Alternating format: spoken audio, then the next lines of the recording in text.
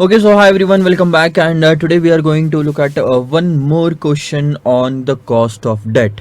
अच्छा, पुराने वाले लेक्चर में आपने कॉस्ट ऑफ डेट पे कुछ क्वेश्चंस देखे जिसमें हमने रिडीमेबल कॉस्ट ऑफ डेट कैसे निकालना है, रिडीमेबल कॉस्ट ऑफ डेट कैसे निकालना है वो देखा, और वो काफ़ी बेसिक क्वेश्चन थे। ये वाला क्वेश्चन काफ़ी इंटरेस्टिंग है और आपको इसमें काफ़ी मशक्कत करनी पड़ेगी इसको सॉल्व करने के लिए, because it is based on the internal rate of return concept, जिसमें हम IRR यानी कि trial and error method use करेंगे और उसके बाद में इंटरपोलेशन मेथड यूज़ करेंगे फाइनल आंसर तक पहुंचने के लिए। अब इसमें होता क्या है, ये मैंने जब कॉन्सेप्ट डिस्कस किया था तब भी मैंने बोला था कि मैं आपको बाद में बताऊंगा। इंटरनल रेट ऑफ रिटर्न वाला वीडियो जो है या इंटरनल रेट ऑफ रिटर्न वाला जो कॉन्सेप्ट है ये आप पहले देख लो इसको सॉल्व करने के पहले। ये मैं आपसे रिक्वेस्ट करूंगा ताकि आपको क्वेश्चन समझ में आए, आसान जाए। ठीक है, सो अब मैं क्वेश्चन पढ़ रहा हूँ और ये मैं मान के चलता हूँ कि आपने इंटरनल रेट ऑफ रिटर्न वाला वीडियो देखा और समझा अच्छे से, और उसी के बाद आप ये क्वेश्चन सॉल्व करोगे। A company issued 10,000 10% debentures of ₹100। ये मैं इंस्टीट्यूट के मटेरियल से ले रहा हूँ डायरेक्ट, इसीलिए आपको ऐसा दिख रहा होगा। बाकी आपकी बुक में ये इनकॉर्पोरेट कर दिया जाएगा और ये इंक्लूडेड रहेगा नोट्स में। A company issued 10,000 10% debentures of ₹100 each on 1/4/2013। ध्यान देंगे कब, 1/4/2013 से 1/4/2018 तक का ये डिबेंचर है। सो 5 साल में ये डिबेंचर एक्सपायर हो जाएगा, मेच्योर हो जाएगा, और ये 100 रुपये की फेस वैल्यू है, 10% आपका कूपन रेट है। The company wants to know the current cost of its existing debt and the market price of the debenture is 80। Compute the cost of existing debenture assuming 35% tax rate. अब ध्यान देंगे तो हम उसको average method से भी आसानी से निकाल सकते हैं। अब क्वेश्चन अगर स्पेसिफिकली यहाँ पे लिखे आगे, और एक चीज ध्यान देंगे कि प्रेजेंट वैल्यू मेथड से निकालो तो ही ये मेथड यूज करना जो मैं अभी कराने जा रहा हूँ, अदरवाइज आप नॉर्मल तरीके से निकालोगे और वही आंसर आएगा जो फॉर्मूले से आता है। ठीक है, सबसे पहले मैं आपको नॉर्मल तरीके से क्या आंसर आता है ये बता देता हूँ। 80 रुपीज़ है इशू प्राइस, 100 रुपये वो है 10% 5 साल। ठीक है, सो ध्यान दो।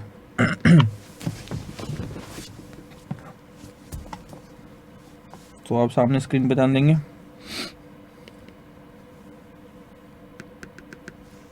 पेंसिल को क्या होगा,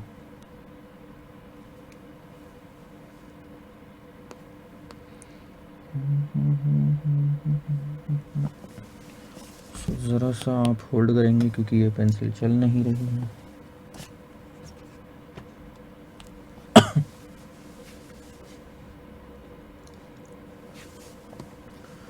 चलो 2 मिनट रुक जाओ बस, मैं करता हूँ इसे ठीक।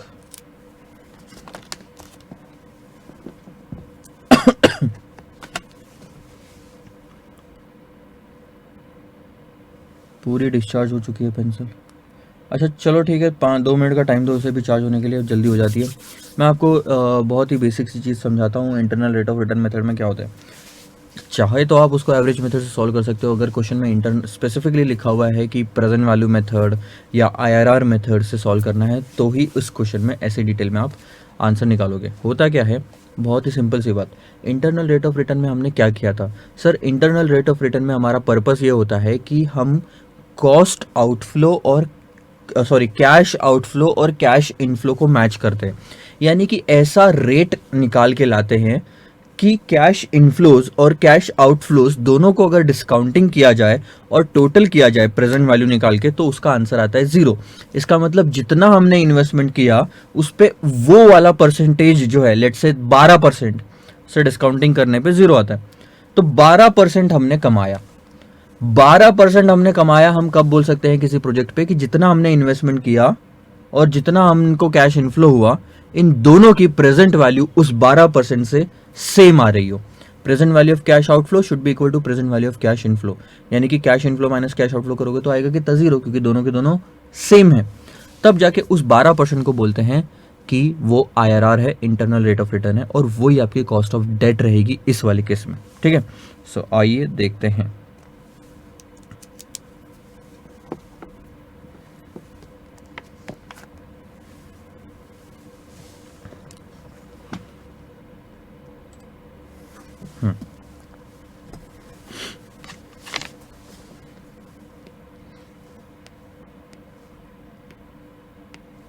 मैं पहले नॉर्मल तरीके से सॉल्व करके बता रहा हूँ आपको यही क्वेश्चन। के डी इज इक्वल टू 10% था, यानी कि 10 1 माइनस 0.35, उसको वो क्या गया, प्लस कैपिटल अप्रिसिएशन यानी कि 100 माइनस 80/5, 100 प्लस 80/2, ये हो गया 6.5 प्लस 20/5 4। ये तो क्वेश्चन हम देख चुके हैं। 11.67% आंसर आना चाहिए।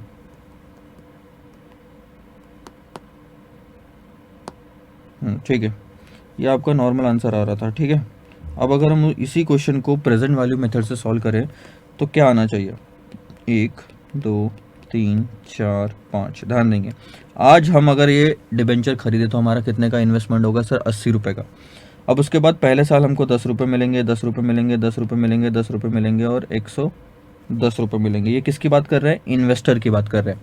और अगर कंपनी के एंगल से देखें तो पहले साल कंपनी को 80 रुपये मिल रहे हैं और बाद में जो वो देना पड़ रहा है। अभी हम क्वेश्चन को इंटरनल रेट ऑफ रिटर्न हमको निकालना है, इसलिए हम इन्वेस्टर के एंगल से देखते हैं, क्योंकि हम बात कर रहे हैं रेट ऑफ रिटर्न की। रिटर्न किसके लिए है इस पूरे कॉस्ट ऑफ डिबेंचर में, इन्वेस्टर के लिए। सो इन्वेस्टर के एंगल से देखोगे तो 80 रुपये में वो डिबेंचर खरीदेगा तो वो आउटफ्लो हो गया, वो 0 पॉइंट पे ही हो रहा है आउटफ्लो, यानी कि 80 रुपये की प्रेजेंट वैल्यू 80 ही है क्योंकि वो 0 पे है। अब बाकी जो 10 मिल रहा है अलग अलग जगह पे और 110 है, उसको हमको डिस्काउंटिंग करनी है। लेकिन एक चीज़ यहाँ पे ध्यान रहे आपको कि नेट ऑफ टैक्स निकालना है, यानी कि हमको इसमें से टैक्स माइनस कर देना है 3.5 रुपये का हर बार जो होगा। ठीक है, मैं एक काम करता हूँ, ये 10 अलग रखता हूँ और 100 अलग रखूँगा। सो नेट कैश फ्लो अगर आप देखोगे हर साल का तो आपका 6.5 का ही है और ये 100, तो सिर्फ 5 कैश फ्लोज आपके देखेंगे, 1 2 3 4 5, यानी कि वो 5 साल में 6.5 कॉमन है और ये जो 100 है ये आपका 5वें साल का है। अब IRR निकालने के लिए बहुत ही सिंपल सी मेथड होती है, NPV is equal to present value of cash inflow minus present value of cash outflow. इन दोनों के डिफरेंस को NPV कहते हैं, नेट प्रेजेंट वैल्यू। अब present value of cash inflow कैसे निकालोगे आप, बहुत ही सिंपल सी बात है, 6.5 into present value annuity factor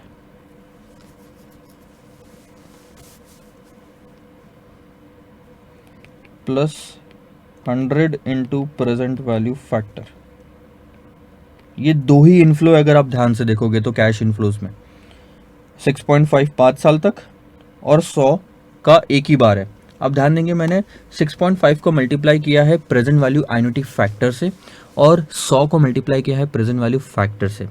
reason इसका ऐसा है कि 6.5 5 बार रिपीट हो रहा है, इसलिए जो 5 साल का फैक्टर है, पाँचों साल का अलग अलग फैक्टर होगा, उसकी टोटल कर लो और एक ही बार में मल्टीप्लाई करो तो आपका आंसर सेम ही आएगा। आप अलग अलग मल्टीप्लाई करोगे तो वो टाइम लगाएगा। जैसे कि एग्जाम्पल के तौर पे 100 रुपये को आप 2 से मल्टीप्लाई करो तो कितना आया सर, 200 आया।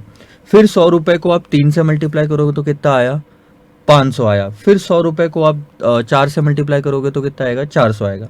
अब 100 को 2 से, 100 को 3 से, 100 को 4 से ऐसे मल्टीप्लाई अलग अलग करने के बजाय मैं आपको ये कहता हूँ कि 2 + 3 + 4 कितना होता है सर, 9। तो 100 को एक ही साथ 9 बार 9 से मल्टीप्लाई कर दो, 2 3 और 4 की टोटल से, तो भी आंसर आपका आया 900।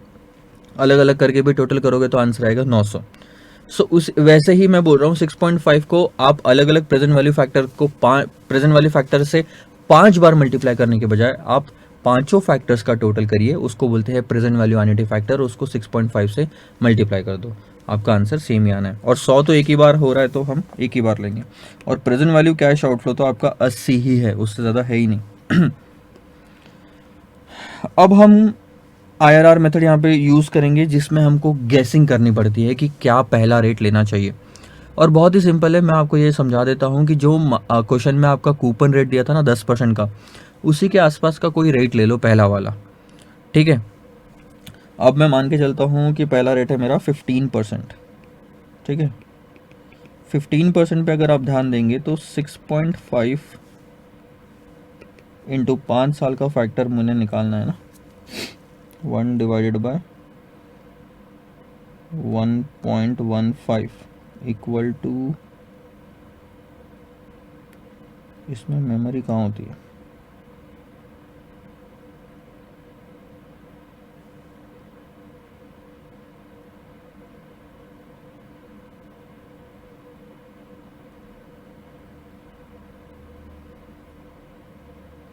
एक सेकंड ना,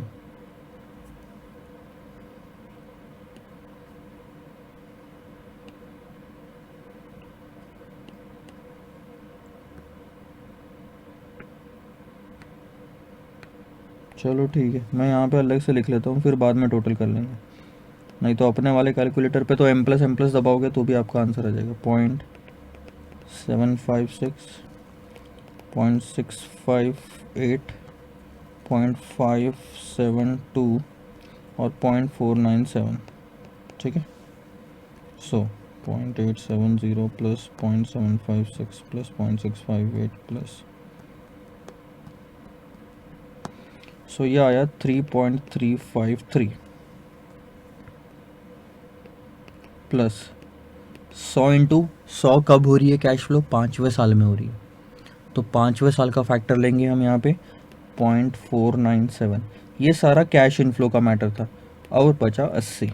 सो 6.5 into 3.353, 21.79 plus 49.70 minus 80।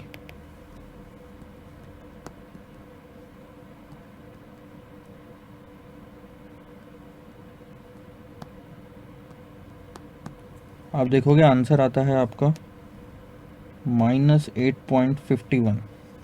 Sir answer चाहिए कितना था, क्वेश्चन ये है हमको सर, दोनों present value of cash inflow हो या आउटफ्लो हो, ये हमको ज़ीरो, दोनों की वैल्यू सेम चाहिए थी। तो आउटफ्लो तो 80 है, इनफ्लो भी 80 चाहिए था, तो आंसर आता 0। यानी हमको एनपीवी कितनी चाहिए सर, 0 चाहिए थी, लेकिन कितनी आ रही है, -8.51 आ रही है। तो अगर आप टाइमलाइन देखेंगे, टाइमलाइन के हम अगर हिसाब से जाएं हमको चाहिए 0 और अभी हमारी आ रही है 8.51। 0 के इधर वाली फिगर 8 पॉइंट, ये जो 0 के इधर वाली फिगर है ये निगेटिव आ जाएगी, ये पूरा एरिया, ठीक है। और जो उधर वाली फिगर है, और जो उधर वाली फिगर है वो पॉजिटिव आएगी, ठीक है। सो अभी आपको एनपीवी जो आई है माइनस की, ये आपको यहाँ से इधर जाना है, इसका मतलब आपको एनपीवी बढ़ानी है, और एनपीवी अगर बढ़ानी है तो आपको डिस्काउंटिंग का जो रेट 12-15% लिया था वो गिराना पड़ेगा। अब सर इसका क्या लॉजिक है कि एनपीवी बढ़ाने के लिए रेट गिराना पड़ेगा, ये मैं आपको पहले समझा देता हूँ। लॉजिक बहुत ही सिंपल है, आप रेट लो 10% और रेट लो 12%, ठीक है, या मैं 15% लेता हूँ, और सिर्फ एक साल का फैक्टर निकाल लो। एक साल का फैक्टर आता है 0.909 और 12% से, सॉरी 15% से एक साल का फैक्टर आता है 0.870, ठीक है। अब मुझे एक चीज़ बताओ, 100 को मल्टीप्लाई करो 0.909 से तो कितना आंसर आएगा, 90 रुपीज़ आएगा। अब अगर 90 रुपीज़ को मुझे और कम करना है, 90 रुपीज़ को और कम करना है तो मैं रेट बढ़ाऊंगा, 90 रुपीज़ को और बढ़ाना है तो मैं रेट कम करूंगा, ये लॉजिक है। तो इसका क्या लॉजिक है, बहुत ही सिंपल है, यहाँ से आता है कि जैसे ही आप 10 से 15% करते हो रेट को, जब आप रेट को डिस्काउंटिंग रेट को बढ़ाते हो तो आप देख रहे हो डिस्काउंटिंग फैक्टर आपका कम होता है 0.909 से 0.870।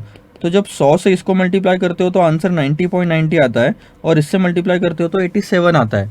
यानी 10 से 15% जब रेट किया तो रेट आपने बढ़ाया लेकिन आपकी वैल्यू गिरी। आई बात समझ में, ये एक्चुअल में ऐसा होता है, इसलिए ये फॉर्मूला निकला या थंब रूल निकला कि रेट बढ़ाना है, सॉरी वैल्यू अगर बढ़ाना है तो रेट कम करो। अभी यहाँ पे हमको वैल्यू गिरानी थी तो हमने रेट बढ़ाया, मान लो 10 से 15%, ठीक है। सो अब मैं क्या आपको कह रहा हूँ कि आपको -8.51 से कहाँ तक की वैल्यू चाहिए, आगे की वैल्यू चाहिए, क्योंकि आपको तो चाहिए 0, यानी आपको एनपीवी जो है बढ़ानी है तो रेट गिराना पड़ेगा। रेट आपने पहले लिया था 15%, अब ले लो 12%। अब मैं 12% से फैक्टर्स निकाल लेता हूँ, 0.893, 0.797,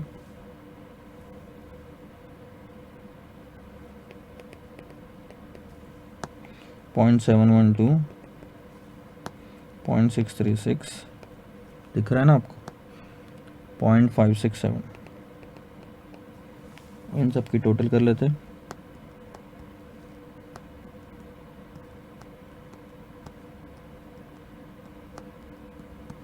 $3.605। सो ध्यान दीजिए एनपीवी कितनी आएगी,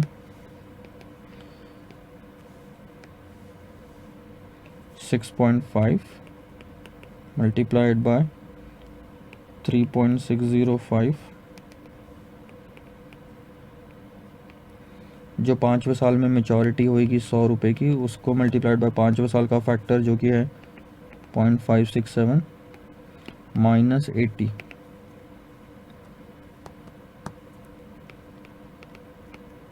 $23.40 प्लस 56.7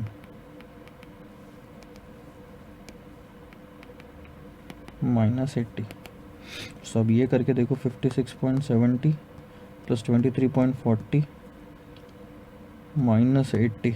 सो अगर लॉजिकली देखोगे तो 0.13 ही आपका बैलेंस बच रहा है, यानी एज गुड एज ये ज़ीरो है। इत्तेफाक है कि ये ज़ीरो के बहुत नज़दीक आया और हम इस 12% को ही फाइनल रेट मान सकते हैं कि ये हमारा फाइनल IRR है और यही हमारी फिर कॉस्ट ऑफ डेट बन जाएगी। सो KD विल बी 12%। ख़त्म। अब यहाँ पे दिक्कत एक हो गई सर, इत्तेफाक से हमारा जो अगला रेट निकला उसी पे आंसर ज़ीरो आ गया, 0.13 यानी ज़ीरो। और अगर ऐसा नहीं होता तो हमको इंटरपोलेशन करना पड़ता। लेट्स से मैं आपको एग्जांपल के तौर पे अब 10% रेट लेके बताता हूँ। सो ध्यान क्या रखेंगे यहाँ पे कि आप 15 के बाद 10% वाला रेट लेंगे, ठीक है।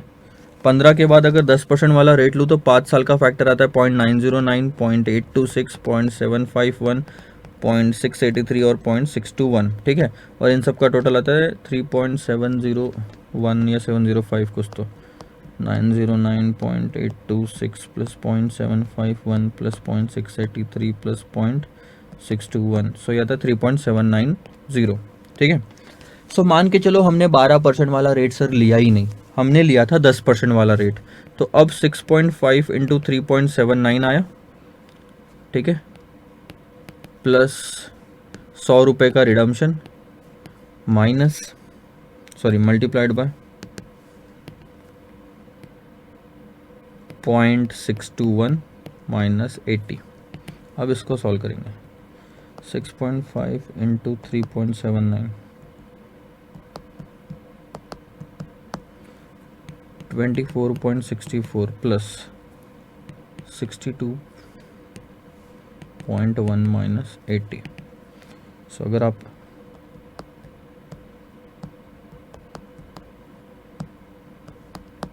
$6.74 पॉजिटिव आ रहा है। अब ध्यान दो, सिर्फ 15 और 10% वाला रेट देखो, और अगर आप 15 और 10% वाला रेट देखोगे तो आपको ऐसा दिखेगा 15%, 10%। 15% पे एनपीवी कितनी आई थी, -8.51, या आप 10-15 ले लो, आसान जाएगा।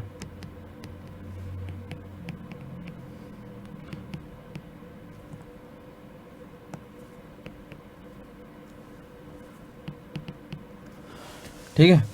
अब इंटरपोलेशन भी हमने IRR में देखा था, सो ध्यान देंगे। हमको सर एनपीवी चाहिए कितनी थी, डिजायर्ड एनपीवी थी 0, ठीक है, लेकिन हमारी एनपीवी 10 और 15 पे अलग अलग आ रही है।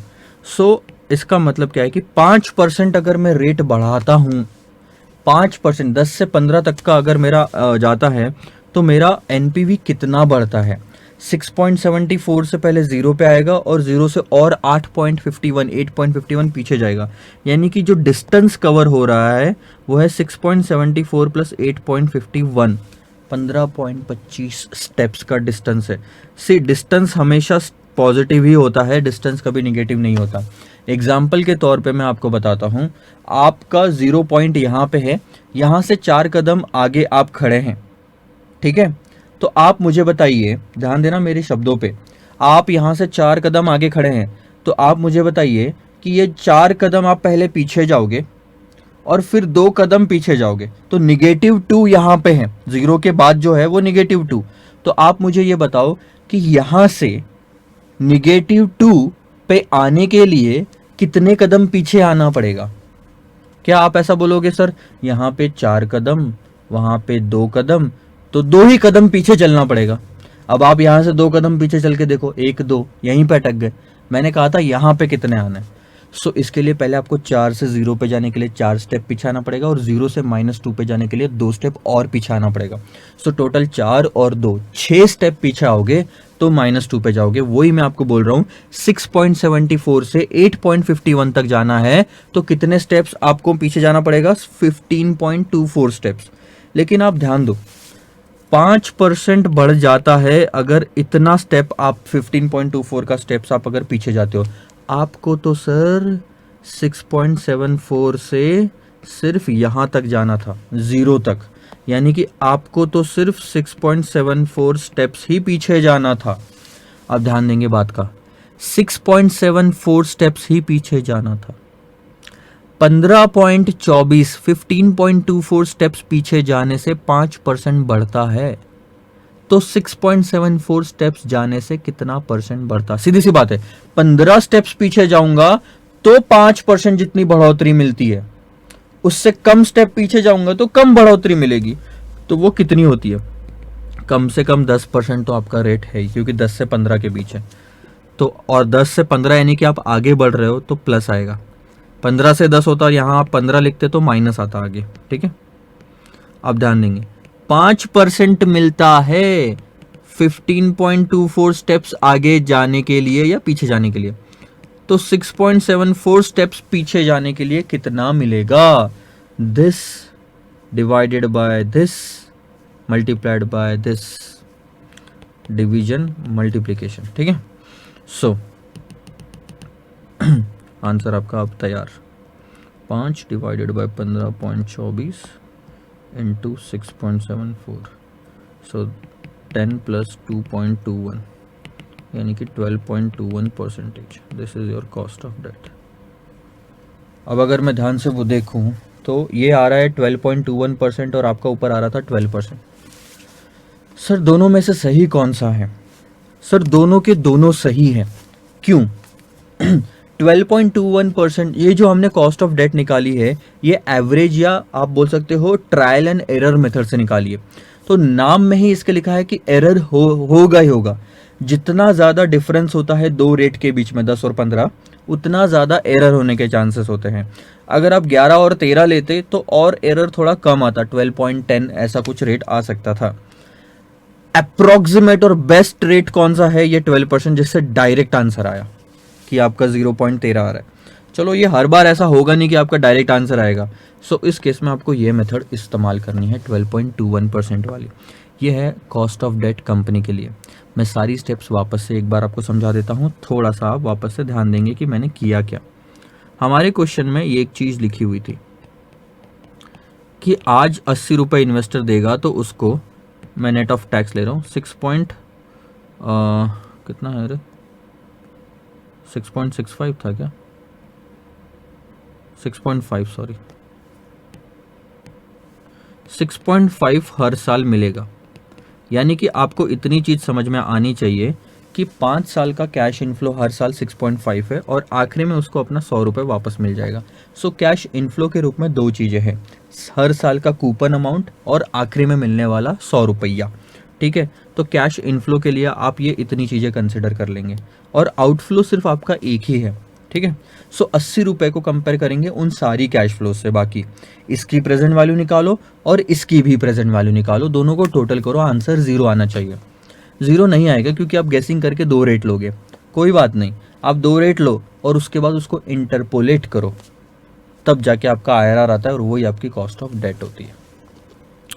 So this is all about how present value method is used.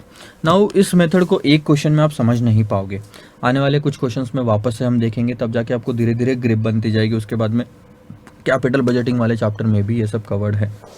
So this is all about the cost of debt using the present value method. 12.21% क्या है सर? 100 रुपये का इस्तेमाल अगर कंपनी करती है तो नेट ऑफ टैक्स उसको 12 रुपये 21 पैसे 12 रुपीज़ 21 पैसे का खर्चा आता है। This is called as cost of debt. Note down this answer and then will meet in the next question. ठीक है, मैं थोड़ा इसको, ये जूम नहीं होता क्या? ये जूम आउट नहीं होता। सो आंसर कहाँ से शुरू हुआ था मैं आपको बताता हूँ। यहाँ से आंसर आपका शुरू हुआ था। जो भी क्वेश्चन होगा यहाँ से लिख लेना, क्वेश्चन नंबर 4, 5। ठीक है, चलो तो फिर मिलते हैं अगले क्वेश्चन में। थोड़ा सा आगे पीछे करके आप उसको लिख लो। ऐसे मैं हट जाऊँगा तो आपको काफ़ी कुछ दिखेगा। ये है, इतना है। Bye bye.